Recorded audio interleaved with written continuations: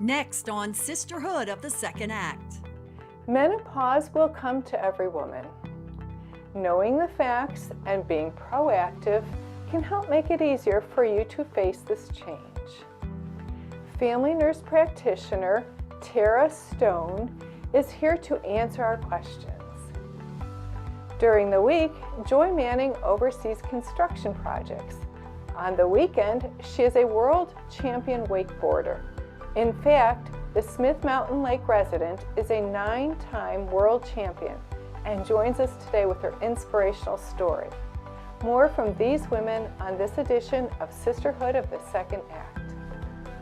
Sisterhood of the Second Act is brought to you by Step out the door with confidence, ready to conquer the day. Whether you are going to the cafe down the street or headed into work, you know you will always look your best in Cabby Styles.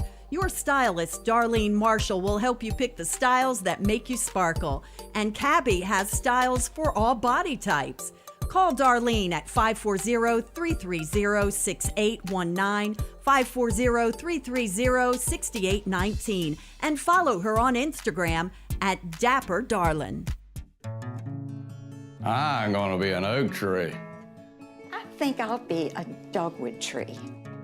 My kids say they be looking for a thorny tree from me. With Evergreen, you can be a tree. Our biodegradable urn combines your ashes, natural soil additives, and a native tree of your choice. Be a tree and grow for tomorrow. I want to be a tree. Learn more at evergreenmemorialtrust.com. Buy local this holiday season and get unique gifts on time. Start your holiday shopping at the New Moon Network store for original artwork by the Virginia artists featured on the Sisterhood of the Second Act set. You will also find Sisterhood merchandise there. Stop by the Earthworks Artworks Gallery at 228 South Pollard Street in Vinton, Virginia, or shop online at newmoonnetwork.com and have it delivered to you. Your purchase supports Virginia artists and local programming by the New Moon Network. There's more inside the hemp mill than CBD products. There's a community. Stop in for Friday's Coffee Talk to enjoy free hemp coffee and treats. Patent pending products made from hemp for anxiety, pain relief, and organic healthy eating. Cannabinoid products you can trust because the hemp is locally grown, processed, and formulated by us with patent pending formulations. That includes our Pet Calm and dog biscuits. The Hemp Mill, women owned and operated with nutritional offerings, local cards, gifts, jewelry, and trending fashions made by women-owned businesses. TheHempMill.net. Now from the Fox Radio Roanoke studio, here's Kathy Heberle. Welcome to Sisterhood of the Second Act. I'm Kathy Heberle. Depending on your perspective, menopause is either a welcome change or an end tinged with sadness. And even though every woman goes through it, there are plenty of questions that need to be answered.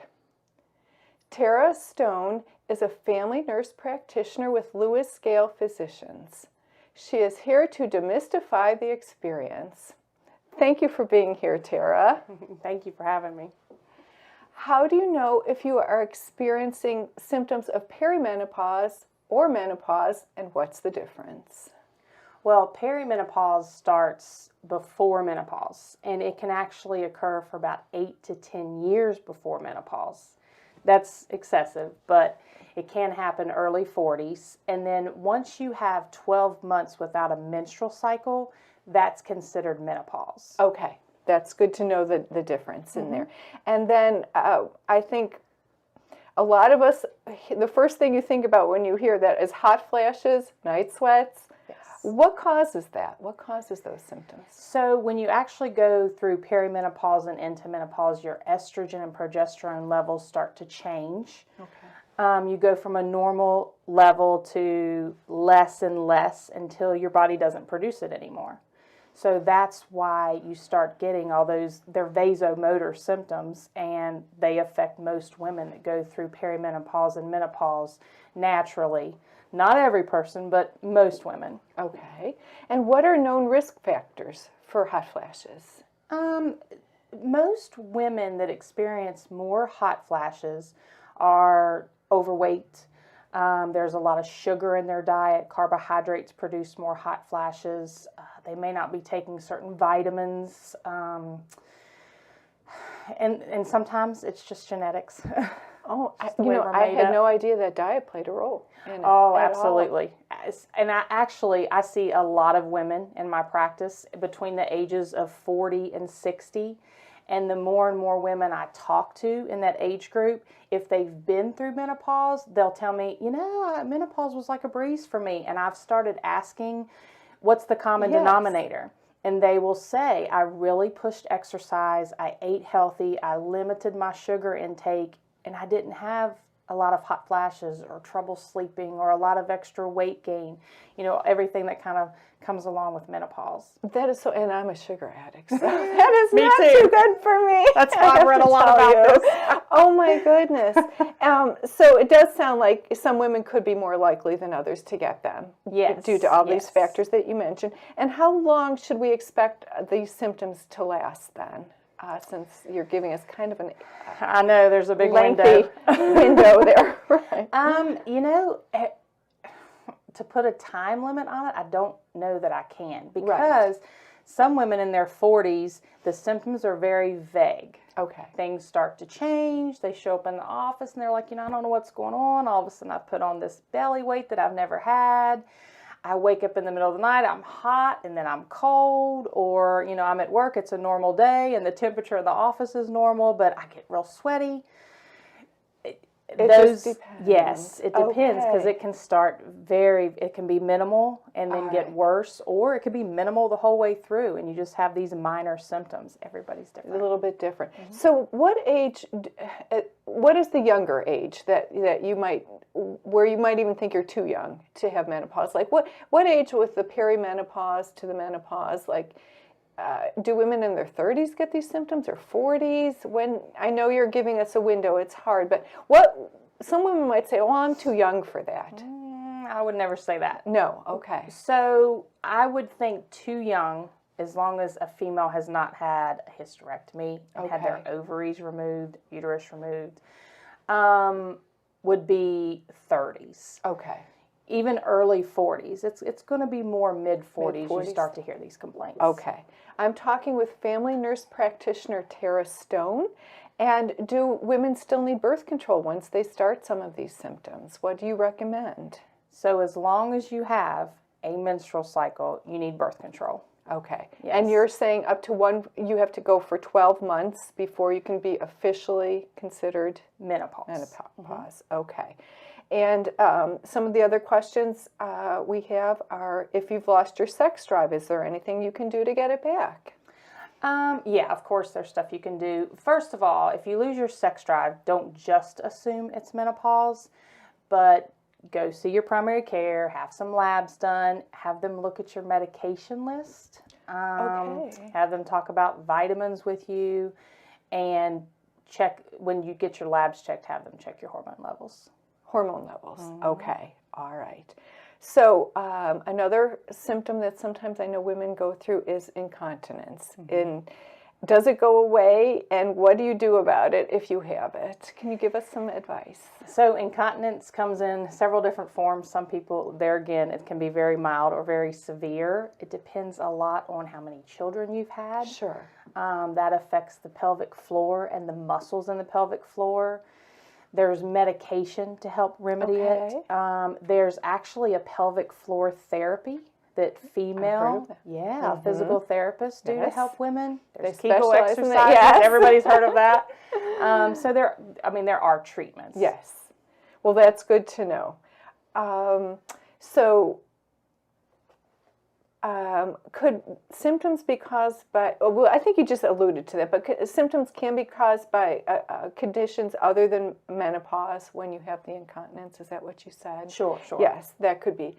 And then should I be seeing a specialist such as a gynecologist if I'm having problems? I would start with your primary care. Okay. And if, they're able to address some of the problems, because you want to look at other things, the thyroid. I mean, there can be, some women are anemic and they have similar issues. So I would start there, and then they Okay. can determine if you need to move Thank to a you. gynecologist. I'm talking with Family Nurse Practitioner Tara Stone with a very good help for us ladies here.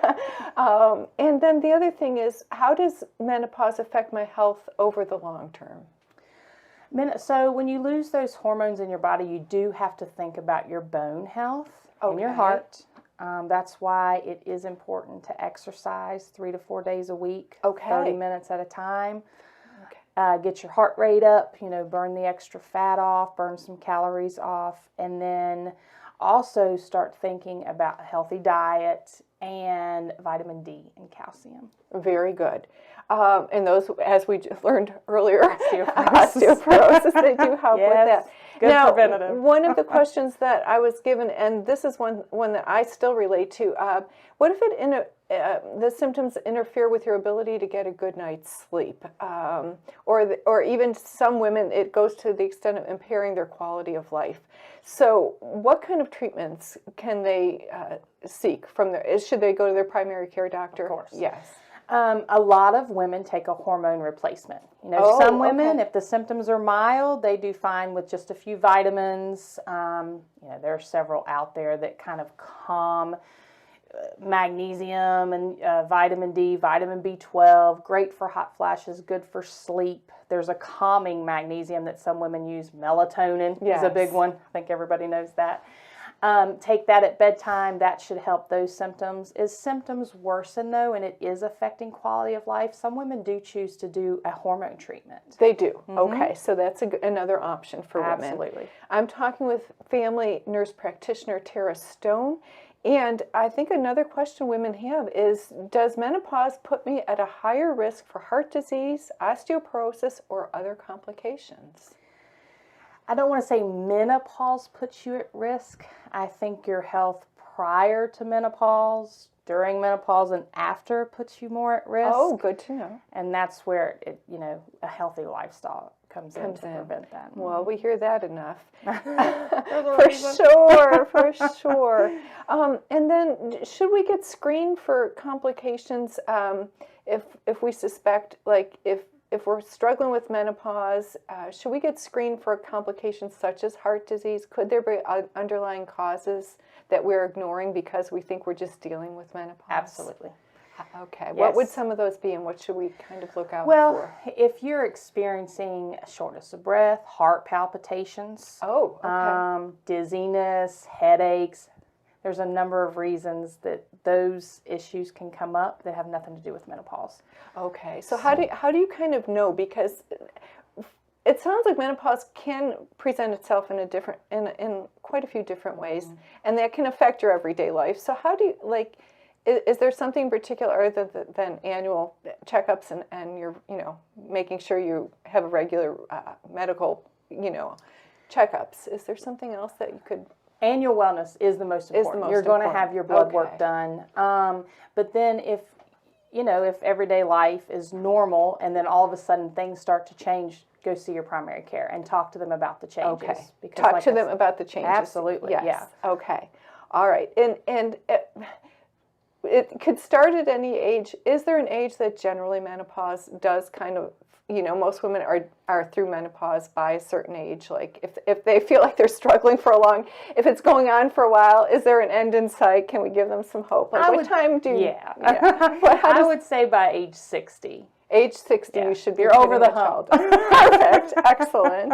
And then the last question I have is, should I be doing anything to protect my heart and bones? Obviously in general, and then also, in relation to after you go through menopause with the changes in hormones and everything. Is there something else we should be doing? Yes. So exercise protects the bones and the heart. Okay. Low cholesterol diet, low fats, low sugar. And I don't know what's left to eat after that, but I know, nothing, right? how it feels. And then again, your vitamin D, calcium, a multivitamin daily. Okay. And what any particular blood test that you would recommend that you might want to make sure that you get if it's not part of a normal routine as you're going through menopause, like?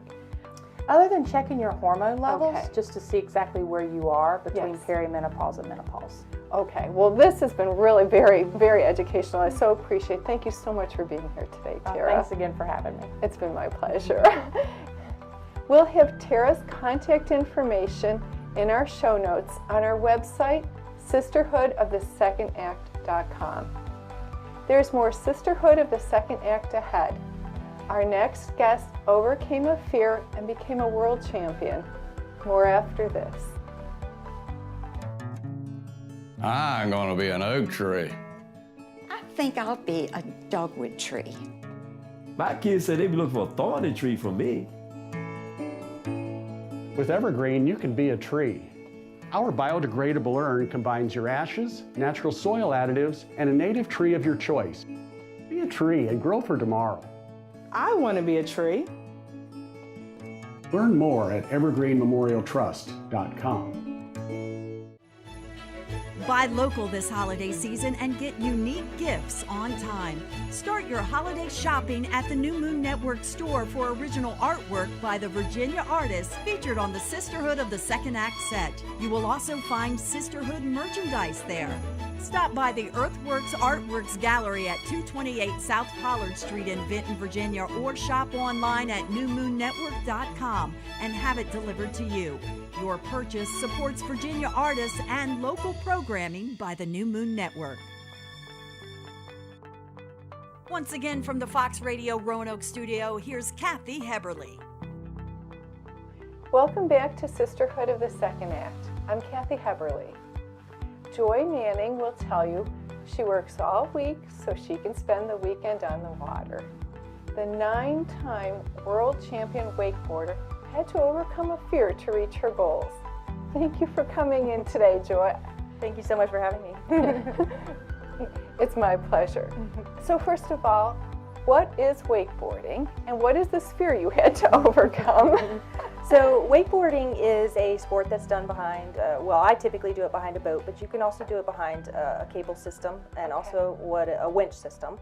But it's basically, I describe it as similar to snowboarding, but you're doing behind a boat.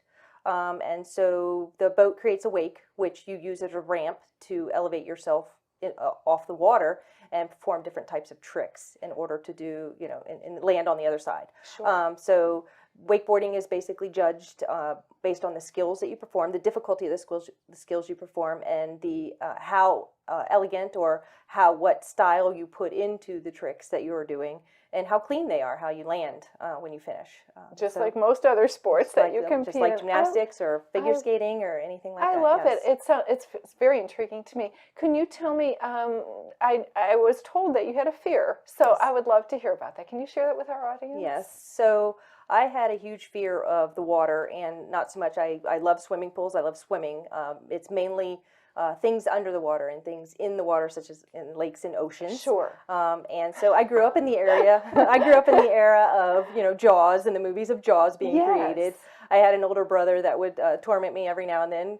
When we went to the beach with my grandparents where they lived, he'd torment me about what's in the water. And, and so I grew up with that huge fear. And snakes, I don't have I'm a little bit afraid of snakes, and I had an incident with a water snake at one point, and I was just done. I didn't want to be in the water at all.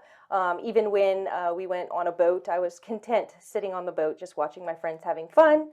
Sure. They would often get me to tube, and if I fell in the water, I would literally start to hyperventilate, and they would get me out of the water as quickly as possible. So it was a real good fear. It was a fear, yes. Okay, well then tell me, so when did you start wakeboarding? So I started wakeboarding about 15, 16 years ago. I was 32, 33 years old. And at that point, I had never been in the water. And my husband and I went to a wakeboarding event.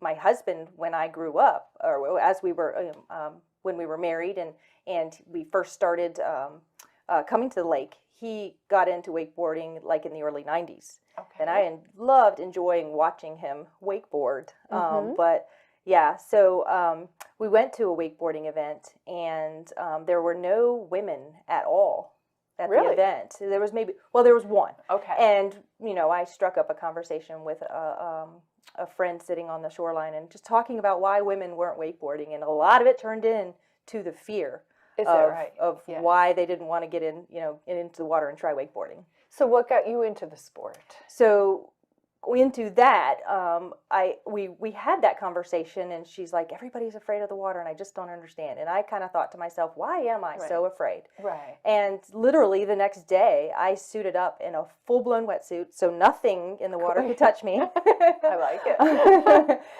Got in the water, got up on my second or third try of wakeboarding, and literally loved it. My husband, we drove straight to the wakeboard shop and bought a wakeboard. So it really just started from there. You got hooked right off. Right away. It was so much fun to learn. How exciting. So we are talking with world champion wakeboarder Joy Manning.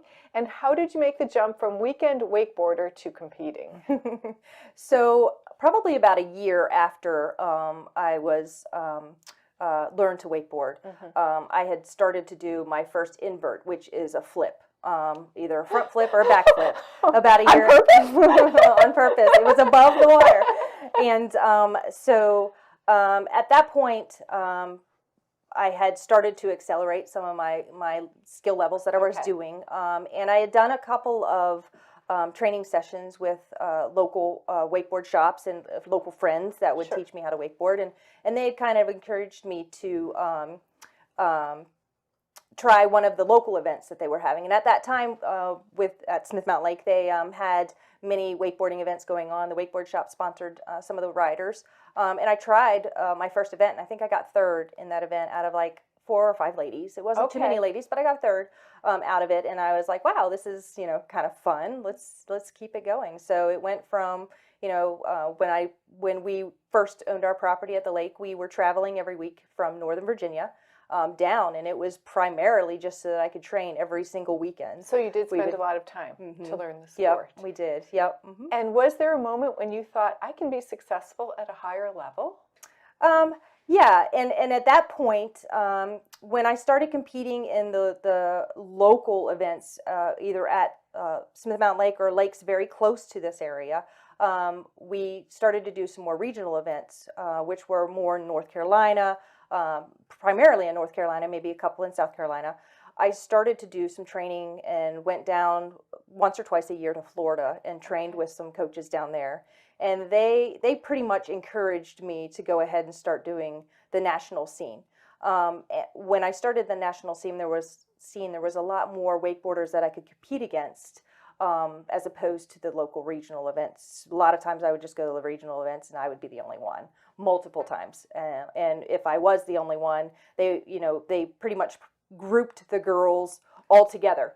So it was just one division for girls, and there was no level of challenge there when you're riding against a 9-year-old, which makes it a little bit different. That was going to be a question that I had, because I would like to know about the goals that you set for yourself, but also I know, say you're a woman in running events, that it's usually by age or something. So there was no categories for women. Yep, at the local and regional events, they were typically just, some of them, as you changed from local to regional, you would get into some divisions, as in the skill levels, but primarily it was girls. So how did you set yourself goals, and how did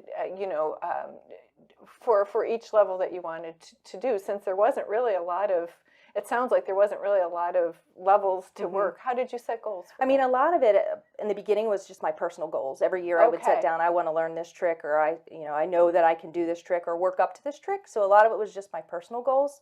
I never really set goals for, obviously when you get into the national world scene at the beginning of each year, you obviously, everybody wants to win, right? Sure, of course.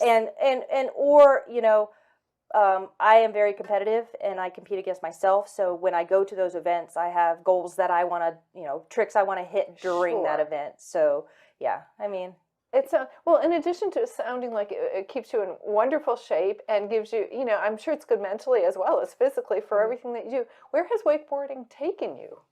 So, as far as like traveling to events, traveling. So I have been all over the United States, Seattle, Wisconsin, Minnesota, Ohio, many times down to Florida, Texas. But we've also traveled to. I've had a World's event in Portugal. Beautiful country. Is it? We've been to Japan, Portugal, Wow. Montreal. Yeah, so we've had it's international as well as national. very much international. And my husband and I use it as an excuse. Like, these are places we probably wouldn't picked on our own to go. Sure. And every year we're surprised on where our vacations are going to be. Oh my goodness. We're talking with world champion wakeboarder Joy Manning, and one of your passions is getting more women involved in the sport. You might have somebody right here. It sounds fascinating. How do you do that? How do you get women involved? So I've been involved in several Women on the Water events where it actually teaches women to not only drive a boat, launch a boat, pull a rider behind you, park a boat. So those are some really important things that ladies are very afraid of doing. Right. And when they do try to learn that, usually there's their husband or boyfriend or whatever behind them, and sometimes it doesn't go so friendly. But when you have other women encouraging you and showing you how to do those things, it's a lot smoother, and they're so much fun. They're so much fun to do that. I also do women. I used to do Women Wednesday ridings with Smith Mountain Lake Wake Company at the lake, and we're going to start doing some more of those again. But those are super fun events just to get ladies out who have never tried to wakeboard before. And most of them are getting up on their first tries or first times they're coming to those events, and they start falling in love with it too. So I like the idea of the skills that they can learn, but also I imagine there has to be some element of some safety training in there as well. Is there that you go over so that they feel at least a little bit confident getting into the water? And absolutely, and that is a lot of learning how to do it, and the driver teaching you how to get up. Having a skilled driver is very important. It's very different from water skiing, where water skiing you hit the throttle really hard and pull the person out of the water. With wakeboarding, it's just, the surface of that wakeboard and getting your wakeboard up on top of that surface. So you don't have to go fast at all. That makes sense. Thank you for sharing that, because it clarifies it. And another thing that I would love to know is, what kind of friendships have you made from your experience as a wakeboarder? Yeah, now some of my best friends are my wakeboarder friends that I've met over competitions. I've been in weddings for many of these ladies. I've been to weddings for most of them. Yeah, so I mean, we talk often. We are constantly encouraging each other. As I said before, I'm super competitive, so I like them pushing me and me pushing them. Many of my friends have, a couple of them have gone through breast cancer and have had to deal with that element of health problems while they're still competing, and encouraging them to continue to stay out there and keep with it, and even wakeboard after is it's important for the ladies to stick together and That's fantastic. So to wrap it up then, what would you say to a woman who might be interested but feels she's too old or too out of shape? Yeah. And so I do get that question a lot too. Yes. Everybody's like, I'm too old, I can't do that. But a few years ago, I actually took my mother-in-law, when she turned 70, wakeboarding, and she got up on her first try. She rode for about a minute or two and then dropped down, and she says, okay, I'm done, I did it. And that was check box. That's what she wanted to do. But yeah, I mean, and like, with my fear, I am not completely over that fear. It's totally in the back of my mind every time I ride. Many times when I go to Florida, there's signs all over the place that say gators in water, Yes. So it's just, you just need to go out and overcome your fear and move on. Yep. Well, it has been such a pleasure, Joy. I so enjoyed this interview. Thank you so much for coming. Yes, thank you so much for having me. It was a pleasure. We will have Joy's contact information in our show notes on our website at sisterhoodofthesecond-act.com. We'll be back to wrap up the show after this.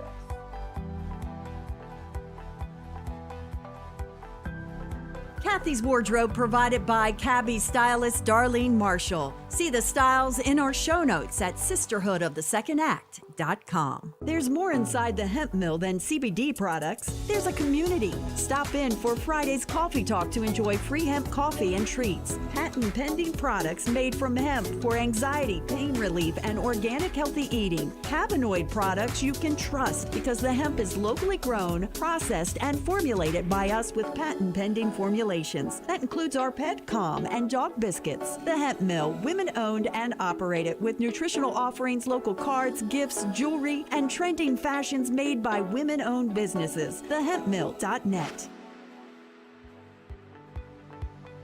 I want to thank Tara Stone and Joy Manning for being with us today.